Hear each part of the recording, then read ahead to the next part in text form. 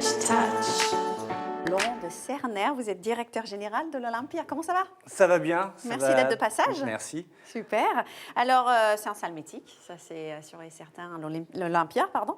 Est-ce que vous pouvez nous parler tout d'abord de la transversalité de la création au niveau du groupe Vivendi, parce que l'Olympia est comment dire, au centre de ce groupe. Oui, effectivement. Oui. Alors, effectivement, la création, dans toute sa diversité, la révélation des talents, ça fait partie vraiment de l'histoire du groupe Vivendi aujourd'hui à travers ces différentes entités, à travers le groupe Canal+, avec ses créations originales, mais pas que, à travers le groupe Edetis et la publication de nouveaux auteurs, et également avec le groupe Prisma Magazine. Donc on a un écosystème qui permet d'avoir beaucoup de talents à révéler, et l'Olympia, effectivement, s'inscrit assez naturellement dans cet espace-là.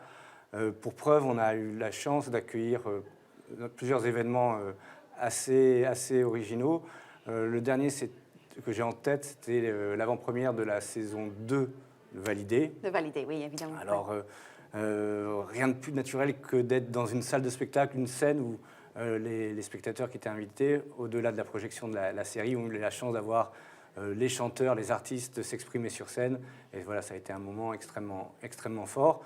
Un autre événement qu'on a pu avoir avec le groupe Edetis, c'était la présence d'Arlen Coben, Arlen Coben and Friends, où il était venu sur scène, parler de toutes les composantes de sa vie d'écrivain, ses inspirations, ce qu'il aime.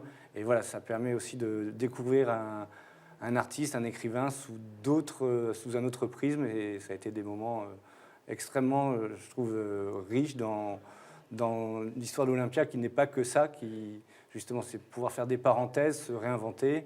On a accueilli aussi tout dernièrement plusieurs personnalités du monde du sport, Arsène Wenger, Alain Prost et tout récemment Tony Parker, où ils partageaient avec nous, avec des spectateurs, la genèse de leur succès. C'est des masterclass. C'est des masterclass, voilà, dans ce réceptacle qui est l'Olympia, qui est, comme vous l'indiquiez en début d'échange, une salle mythique. Donc, c'est essentiel aujourd'hui de diversifier ces activités?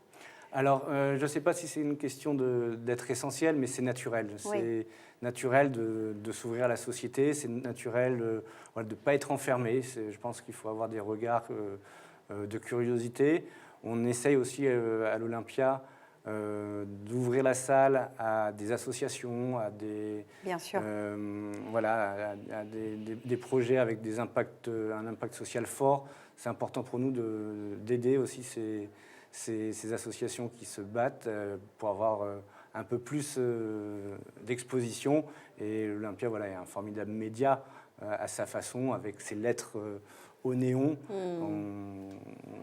C'est quelque chose qui nous tient particulièrement à cœur, c'est faire participer et s'ouvrir aux autres.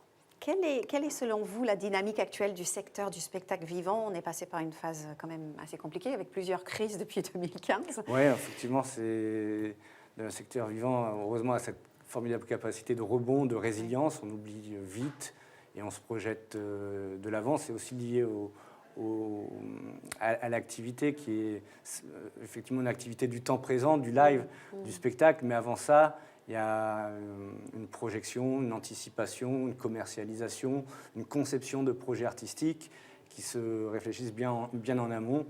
Donc, en tout cas, aux bornes de l'Olympia, je dois reconnaître que la reprise a été forte. 2022 est extrêmement bien orienté. On a déjà un peu plus de 300 dates au planning de la salle. Donc ça, c'est vraiment super. Je ne suis pas sûr que ça soit forcément le cas partout. Donc, pour nous, on est bien, mais on sent que c'est encore fragile et on est dans des métiers où on a besoin quand même de perspectives. Ce qui avait été extrêmement compliqué, c'était la politique de stop and go qui ne nous permettait pas de se projeter. À partir du moment où on a eu un calendrier, où on a pu un peu voir ce qui allait se passer demain, ça a été beaucoup plus facile. Mais voilà, c'est des équilibres qui sont fragiles, des économies qui sont également fragiles. Donc, et économiquement, vous arrivez à remonter la pente? Je sais que c'était une grosse souffrance. Alors, ça a été une grosse souffrance. Après, comme on l'indiquait, l'Olympia, c'est une salle qui est aussi avec un actionnaire de confiance, un actionnaire fort, donc qui nous a permis de vivre la crise.